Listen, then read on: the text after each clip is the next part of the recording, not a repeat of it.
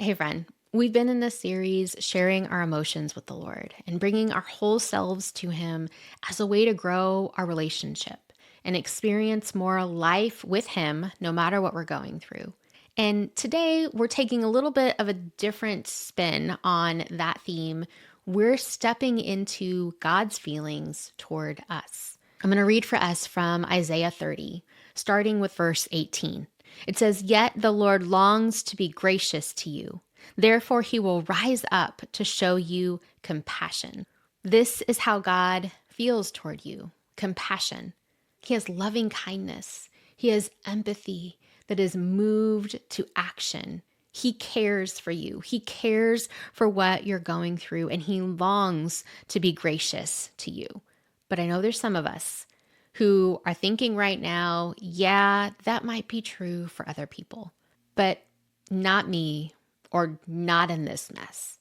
I've messed up too far. God wouldn't have compassion for me about this. I keep struggling with the same area, or I've been here before and I know better, or this isn't big enough to even warrant God's compassion. I should just get over it. Well, the good news I have for us is in Isaiah 30, before we get to verse 18, it describes God's people making really bad choices. There's all of these opportunities that God is giving his people to respond rightly to him, and they keep rejecting his message. In verses 15 and 16, it says, "This is what the sovereign Lord, the Holy One of Israel says: In repentance and rest is your salvation. In quietness and trust is your strength. But you would have none of it. You said, 'No, we will flee on horses.' Therefore, you will flee. You said, 'We will ride off on swift horses.' Therefore, your pursuers will be swift." And then we get down to verse 18. "Yet the Lord longs to be gracious to you. Therefore, he will rise up and show you compassion." See, God's people, including us, have a tendency to depend on our own strength, on our own abilities, on the problem solving we can do on our own. "I'm okay, God. I have fast horses." And he's like, "No, I'm offering you my way. I'm offering to be your strength. I'm saying, hey, come, receive strength and salvation. Think again, choose differently, receive rest." But you would have none of it. And in our humanity, we can think, well, that God would be like us and he would just give up. He'd wash his hands of us and move on. But that is not what he is like, even when we make choices like that. Even if you find yourself in a tough circumstance today, in a messy situation at work, in a broken relationship with someone that you love, or just simply sapped of strength and energy because of your own choices, God says, "I long to be gracious to you.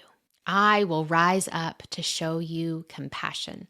And so my encouragement, my pleading, if I could plead with you today, it's to step into the feelings that God has for you. Believe him when he says that he has loving compassion for you. Believe him when he says he longs to be gracious to you, because he does.